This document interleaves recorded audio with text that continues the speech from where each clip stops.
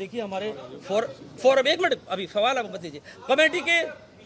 Committee के सदर अभी कमेटी के सदर साहब बता देंगे तो और बात क्लियर हो जाएगी। सदर साहब बता देंगे और वकील साहब हमारे बताएंगे। मैंने आपका स्वागत किया है, अपनी बात मैंने कही है। अभी सवाल भी लेंगे, थोड़ा सा आप सुन लीजिए तो सवालों के जवाब आ जाएंगे। तो अभी थोड़ा सा सुन लीजिए, बस ज़्यादा नहीं। तो मैं कह चाहता हूँ कि पहले सदर साहब कुछ कह दें तो यहाँ बुला लें। एक बार मैं बोल दूं पहले, फिर से जी बोले। एनक्रोचमेंट हटा रहे हैं। जुल्म के सारे हुनर हम ही पे आजमाए गए, जुल्म भी सहा हमने और जालिम भी कहलाए गए। जड़ खरीद संपत्ति और जड़ खरीद संपत्ति के पैसे दिए, जेडीए को डेवलपमेंट चार्जेस दिया और उसके बाद जब उसको डिसमेंटल किया वहां से तो उसको आपने एनक्रोचमेंट बता दिया। शुरू से मैं आपको ये बात बताता हूं कि आज़ादी से पहले 1947 से पहले, कायदे से तो वर्शिप एक्ट लगता है इसके अंदर, 1947 से पहले की एक दरगाह है और वो दरगाह के सामने नमाज होती थी। जहाँ दरगाह होती है वहाँ नमाज भी होती है, उर्स भी होते हैं, ज़ियारत करने भी लोग आते हैं। जो लोग ज़ियारत करने आते थे वो उसी खेत में नमाज पढ़ते थे। खेत के अंदर दरगाह थी और गंगा जमनी तहजीब की मिसाल है। ये तो हिंदू मुसलमान कर रहे हैं। हम खाली मस्जिद की बात नहीं कर रहे हैं, हम सत्संग भवन की बात भी कर रहे हैं, हम मंदिर की बात भी कर रहे हैं। दरगाह थी और ये बात इसलिए कह रहा हूं कि दरगाह की केयर टेकिंग करने वाला आदमी मुसलमान नहीं है, वो हिंदू है। तो हिंदू मुसलमान कहाँ हैं बीच में? जिस आदमी के खेत में दरगाह थी, जो आदमी आज़ादी से लेकर के जिस वक्त से दरगाह बनी तब से लेकर के और अब तक आज दिन तक वही परिवार उसकी केयर टेकिंग करता आ रहा है, वही परिवार उसकी खिदमत करता आ रहा है, वही परिवार वहां पर दिया बत्ती करता आ रहा है। उसके बावजूद आपने उसको एनक्रोचमेंट माना। जब लोग बाग वहां नमाज पढ़ते थे तो 80 के आसपास, 75 से 80 के बीच में जो काश्तकार था उसने अपनी जमीन बेच दी और जमीन बेची। जिसको जमीन बेची सोसाइटी को, फॉरेस्ट करके कुछ सोसाइटी है, उस सोसाइटी को तो इन्होंने देखा भी अब जमीन बिक गई तो दरगाह छोड़ के बेची। उसकी भावना देखो आप, दरगाह की जमीन, मजार की जमीन छोड़ करके उसने जमीन बेच दी। और जब ये नमाज पढ़ने वाले लोग वहाँ मौजूद थे तो उन्होंने देखा अब नमाज कहाँ पढ़ेंगे, तो जिस सोसाइटी को बेची उसके सामने ही उन्होंने एक प्लॉट ले लिया। जो नमाज वहाँ होती थी वो उसके सामने होने लगी और वहाँ धीरे धीरे मस्जिद कंस्ट्रक्ट कर ली। 81 में इन्होंने प्लॉट खरीदा और उसमें मस्जिद बना ली और 1988 के अंदर वो वक्फ बोर्ड में इंदराज होगी। कलेक्टर मुद्रांक का भी डिसीजन इसके अंदर लगा हुआ है। 88 में वक्फ बोर्ड में दर्ज हो गई और 88 के अंदर वक्फ बोर्ड में दर्ज होने के बाद में 1994 में 94 के अंदर जेडीए द्वारा विकास शुल्क जमा कर लिया गया 9,900 कुछ रुपए, 9,971 रुपए। मैं आपको रसीद दिखाता हूं उसकी। नहीं ऊपर नहीं, ऊपर दूसरी है। 9,900 कुछ रुपए की ये रसीद है। 9,971 रुपए 1994 में विकास शुल्क, development charges and periphery charges, विकास शुल्क एंड पेरीफेरी शुल्क, डेवलपमेंट चार्जेस और पेरीफेरी चार्जेस 1994 में। तब कोई सेक्टर प्लान नहीं है, तब कोई मास्टर प्लान नहीं है, तब 30 फुट की सड़क थी और 30 फुट की सड़क के ऊपर जेडीए ने डेवलपमेंट चार्जेस जमा कर लिया। और जेडीए के डेवलपमेंट चार्जेस जमा करने के बाद 2011 में पहला मास्टर प्लान आता है, आपने उसमें 80 फुट कर ली। अरे भाई क्यों नहीं आपने भौगोलिक स्थिति का जायजा लिया? और फिर आप अब कैसे उसको हटा सकते हो, कैसे एनक्रोचमेंट मान सकते हो? जब 94 के अंदर वैशाली नगर के अंदर 400 रुपए मीटर में प्लॉट मिलता था, हनुमान नगर के अंदर 200 रुपए में प्लॉट मिलता था, आगरा रोड पे 200 रुपए में प्लॉट मिलता था। उस वक्त 200 रुपए मीटर की बात कर रहा हूं मैं। उस वक्त जो 1994 के अंदर 10,000 रुपए सिर्फ डेवलपमेंट चार्जेस के रूप में जमा हुए। जिन लोगों ने अपनी मेहनत की कमाई से, अपने खून पसीने की कमाई से प्लॉट खरीदा और ये पैसे जमा कराए, और आपने एकदम से आकर के उसको एनक्रोचमेंट बता के हटा दिया। मंदिर को भी हटा दिया, सत्संग भवन को भी हटा दिया। ऐसा कौन सा एक्सप्रेस हाईवे है वो? कोई नेशनल हाईवे बनने जा रहा है वहां, किस लिए हटा दिया? तो इसकी जवाबदेही नहीं है जेडीए के पास में। ऐसा लगता है कि जेडीए किसी के इशारों पे काम कर रहा है। 30 फुट की सड़क ऑलरेडी है। 30 फुट की सड़क पे कोई ट्रैफिक जाम नहीं है। 30 फुट की सड़क के ऊपर ट्रैफिक जाम नहीं है। और जब हटाने वहां पहुंचे हैं तो आज भी मैं आपको दावे के साथ कहता हूं कि आज भी उसका जो स्टार्टिंग हिस्सा है सड़क का वो 30 फुट से ज्यादा नहीं है। वो क्यों नहीं कर पा रहे उसको? क्योंकि उसको नोटिस दिए पहले, वो स्टे लेके बैठ गए। आपने हमें नोटिस नहीं दिया। नोटिस दिया फ्राइडे रात को। इससे इनका इंटेंशन दिखता है। फ्राइडे रात को 9 बजे आप नोटिस देते हो, इसका मतलब आप हमें न्याय के दरवाजे भी नहीं खटखटाना देना चाहते। आप जुल्म कर रहे हो और जुल्म की कार्रवाई के तहत आपने इसको वहां से पूरे उसको मस्जिद को शहीद कर दिया। आप न्यायालय में हम चले गए, हमें रिलीफ का मौका देते, हम कोर्ट में हमारी बात सुनती।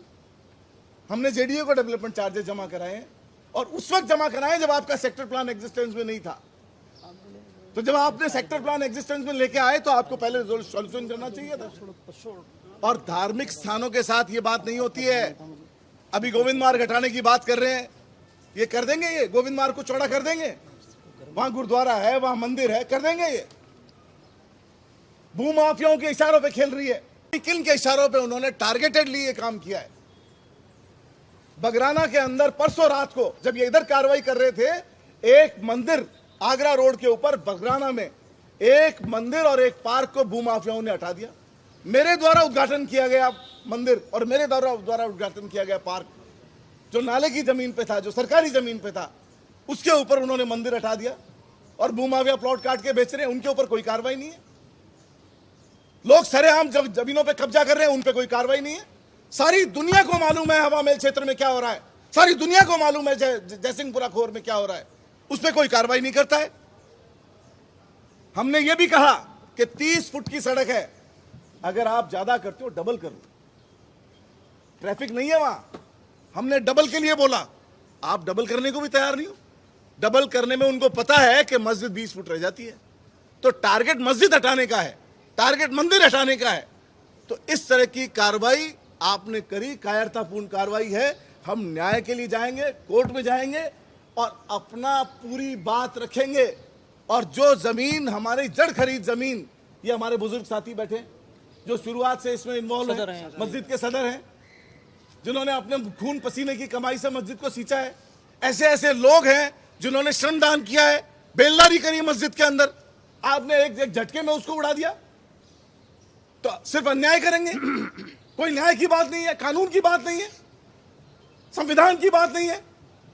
तो मैं ये कहना चाह रहा हूं कि हम न्याय के दरवाजे खटखटाएंगे, कॉन्स्टिट्यूशन के दायरे में रह के बात करेंगे, एजिटेशन करेंगे, चाहे ये कितना भी जुल्म कर ले, लेकिन हम अपना हक लेकर के रहेंगे। ये सब बात मैं आपको कहना चाहता हूं। जी जी बदलना पड़ेगा। और ख़ास तौर से हमारे माइनॉरिटी के पूरे प्रदेश के जो लोग हैं उसमें बहुत आहत हैं, लोग बहुत दुखी। और हमारी जो कुछ मांगे हैं जो सरकार से हम चाहते हैं, क्योंकि इन्होंने हठधर्मिता करके, जैसा आपको रफ़ीक साहब ने बताया सारा, कि टोटल इन्होंने किसी भी चीज़ को फॉलो नहीं करा, झूठा आश्वासन देते रहे और फ्राइडे को नोटिस देते हैं कि मंडे को तोड़ेंगे। ये आप सब लोगों को पता है, ज़्यादा दोहराने से फ़ायदा नहीं है। हमारी जो दुख है वो इस दुख की बात है कि हमने तमाम अधिकारियों से बात कर ली, मुख्यमंत्री से टाइम लिखाया, वहाँ से टाइम नहीं मिला, गवर्नर साहब से टाइम लिखाया, वहाँ से टाइम नहीं मिला। सबसे बड़ी बात जो हमारी मांगे हैं उसको आप समझें। हम ये चाहते हैं कि इस पूरे घटनाक्रम का न्यायिक जांच होनी चाहिए। इसकी न्यायिक जांच हो कि इसके अंदर कौन से ऐसे अधिकारी हैं जिसने सरकार को अगर मंशा के विपरीत काम करा या मंशा के अनुरूप काम करा है तो दूध का दूध पानी का पानी हो जाए। जो भी दोषी अधिकारी हैं उनकी जवाबदेही तय होनी चाहिए। किन लोगों ने ये कार्रवाई सारे विधि सम्मत कागज होने के बावजूद इस मस्जिद को शहीद किया। तीसरी, हमें पुनर्निर्माण की इजाज़त मिले इसके अंदर, चाहे मास्टर प्लान को कम करना पड़े, 80 फीट की जगह चाहे हमारे को 20 फीट 60 फीट रास्ता करें, 20 फीट की मस्जिद हमारे को दोबारा बनाने के लिए अनुमति दी जाए सरकार द्वारा, क्योंकि हमारे पास लीगल आइडेंटिटी है, हमारे पास लीगल पेपर है। चौथी, जितने भी धार्मिक स्थान हैं राजस्थान में, जहाँ भी, चाहे कोई हमारी किसी भी मजहब धर्म की चीज़ें हों, हम ये नहीं कहते कि हम मुसलमानों की बात करने के लिए बैठे हैं सिर्फ और सिर्फ, लेकिन एक बात और कहना चाहता हूँ कि इस देश में, इस प्रदेश में शांति, सौहार्द और जितनी भी बातें हमसे सरकार चाहती है, हमारे अकेले की जिम्मेदारी नहीं है। सरकार को भी खुद को आगे आना पड़ेगा, क्योंकि ये सब वाइस वर्सा है। हमसे सरकार अपना ताउन चाहती है, हमसे शांति चाहती है, हम कोई विद्रोह नहीं करना चाहते। विद्रोह करते तो हमारे एक ट्वीट पे हजारों लाखों लोग यहाँ आते, लेकिन हमने ये चाहा कि हम शांति से, डायलॉग से इसको, सर्वसम्मति से आपस में बैठ के इसको निपटाएं, लेकिन सरकार ने उसको कमजोरी समझा है। ये कमजोरी कतई नहीं है। मैं सरकार से कहना चाहता हूँ कि हमारी शराफत को, हमारी तहजीब को कमजोरी ना समझें, ये एक बात कहना चाहता हूँ। तीसरी और अंतिम बात कि राष्ट्रीय मानवाधिकार इस पे संज्ञान ले कि हमारे साथ इनजस्टिस हुआ है, और दूसरा अल्पसंख्यक आयोग इसकी जांच करे पूरे मामले की और हमें न्याय मिले, सरकारी स्तर पे भी मिले। बाकी हमारे लॉयर्स यहाँ बैठे हैं, उलमा हजरात यहाँ बैठे हैं, ये आपको तफसील से बताएंगे, लेकिन मैं इतना कह के ख़त्म करता हूँ कि ये हमारे साथ इन्होंने इनजस्टिस किया है। सरकारें ऐसे नहीं चलती हैं। सरकार को प्रदेश में सबकी इज्जत सम्मान, सब मजहब धर्म को करना पड़ेगा, तभी ये प्रदेश आगे बढ़ पाएगा। बहुत बहुत धन्यवाद। मैं चाहूँगा कि कमेटी के सदस्य कई लोग आए, मीडिया के साहिबान, और उन्होंने मुझसे जो पूछा, मैंने उनको बताया कि मस्जिद कैसे बनी, कैसे उसका वो शुरुआत हुई। उनको सब बताया कि 45 साल पहले से हमें, हालांकि हाउसिंग बोर्ड में हमारा पैसा भी जमा है, उसने हमको एक जगह भी तजवीज़ की थी, जो आज 3 सेक्टर में, जहाँ पर हमारे सिख भाइयों का गुरुद्वारा है, वहाँ पर तजवीज़ की थी, लेकिन वो हमको नहीं मिली। उसके बाद हम मजबूर हो के कि हम मालवीय नगर के लोग कहाँ नमाज़ पढ़ें, तो अपनी ज़मीन को ख़रीदा। आपके पास कागज़ हमारे मौजूद हैं, हमारे पास में कागज़ दिखाएं, लेकिन उस मीडिया में लिखा आ रहा था कि अवैध मस्जिद। बड़ी शर्म की बात है ये कि आप मीडिया वाले साहिबान सच्चाई की जिससे हमें उम्मीद है, और वो इस तरह के लिख रहे हैं कि अवैध मस्जिद। अरे हमारी ख़रीदी हुई ज़मीन थी, उसमें वक्फ बोर्ड में उसका रजिस्ट्रेशन मौजूद है, सब कुछ हो रहा है, और लेकिन आप लोगों ने ये एक भी बात नहीं मानी। यार सच्चाई की बात तो सच्चाई से साफ कीजिए, उसको बताइए लोगों को कि सच्चाई क्या है इस मस्जिद की। इस मस्जिद हमारी ऐसे नहीं बनी है, एक मंजिल पहले बनी, उसमें नमाजी बढ़ते गए, बनाते गए। तो क्या आप साहिबान ने नहीं देखा कि मस्जिद की ज़रूरत के मुताबिक उसको बनाया है, और आज उसको एकदम तो शहीद कर दिया। 4-5 बार मीटिंग हम वहाँ JDA साहिबान आए जवाहर सर्किट थाने में, और उन्होंने की, और उनसे भी हमने गुजारिश की कि देखिए आप उस जगह को जो आप निकालना चाह रहे हो, 80 फुट करना चाह रहे हो, बजाय 80 फुट के कुछ कम कर दीजिए, ताकि हमारी मस्जिद रहे, हम नमाज़ पढ़ते रहें, हमें और कुछ नहीं चाहिए। अरे सभी लोग इबादत करते हैं अपनी अपनी उसके मुताबिक, जो भी जैसा है, चाहे हिंदू भाई हो, चाहे ईसाई हो, या सिख भाई हो, सब अपने इबादत करते हैं। अब हमारा ये आपने एकदम तोड़ दिया, ये क्या बहुत अच्छा किया है? ये बात तो मुनासिब नहीं है। एक हमारा संविधान है कि सबको हक है अपनी अपनी इबादत करने का है, और हम क्या बिना इबादत के रहें? क्या घरों पे नमाज़ पढ़ें? घरों पे नमाज़ पढ़ते हैं लोग, लेकिन ऐसे नहीं, मस्जिद होना ज़रूरी है, और मस्जिद में नमाज़ अदा करते हैं, ईद की नमाज़ अदा करते हैं। और उसके लिए हम आपको बताएं, हमने खुद संभाला कि बाहर का जो रास्ता है हमारा कम था, हर जुमे में, हर ईद में हम खुद खड़े होकर संभालते थे, कोई गाड़ी हमारे मस्जिद के अतराफ में खड़ी ना करे। और ताकि किसी को तकलीफ ना हो। और ये बात वो सब जानते हैं, पुलिस के लोग भी जानते हैं कि ये लोग संभाल लेते हैं, लेकिन आप लोगों ने इस बात का ख्याल ही नहीं किया। मैंने JDA साहिबान से कहा कि भाई आप लोग भी दिल पे हाथ रख के सोचे, हम कोई गलत मांग नहीं कर रहे हैं आपसे। अरे भाई आपको अगर लेनी है, सड़क चौड़ी करनी है, तुम भी लोगों की खिदमत करना चाहते हो तो हम भी खिदमत करना चाहते हैं लोगों की, थोड़ी कम करके दे दो है। लेकिन उसके बजाय आपने दिलासा देते रहे, हमारी मीटिंगें करते रहे, हमको बहकाते रहे और जा कर के उसको शहीद कर दिया है। क्या हमारा दिल कह रहा है क्या आप लोगों से इंसाफ की उम्मीद रखें हम? बड़े अफसोस की बात है। बस यही कहना चाहता हूँ, आप हमारी बात सरकार तक पहुँचा दें और हमें जगह दें कि हम अपनी नमाज को अदा करें वहाँ पर। शुक्रिया। के अंदर फर्क महसूस नहीं हुआ किसी भी शख्स को कि अतिक्रमण किसे कहते हैं और अनाधिकृत किसे कहते हैं। जो प्लॉट हमारा परचेस किया हुआ है, जिसका चार्जेस JDA के अंदर जमा है, क्या वो अतिक्रमण की श्रेणी के अंदर आता है? 40 साल से जहां नमाज हो रही है, 45 साल से 48 साल से जहां नमाज हो रही है, जो प्लॉट परचेस किया हुआ है, वक्फ बोर्ड के अंदर वो रजिस्टर्ड है, वक्फ ट्रिब्यूनल के अंदर एक सूट फाइल है। सरकार को ऐसा क्या डर था कि सरकार ने तामील होने के बाद में उसको अगली सुबह ही इसको तोड़ दिया? क्यों सरकार ने कोर्ट के आदेश का इंतजार नहीं किया? सरकार जानती थी इस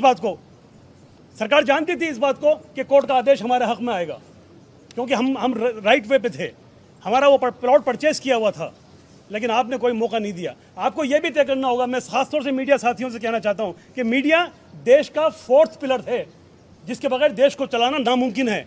अगर मीडिया सही रास्ते पे या सही हक बात कहना शुरू नहीं करेगा तो देश में अनारकी बढ़ती ही जाएगी।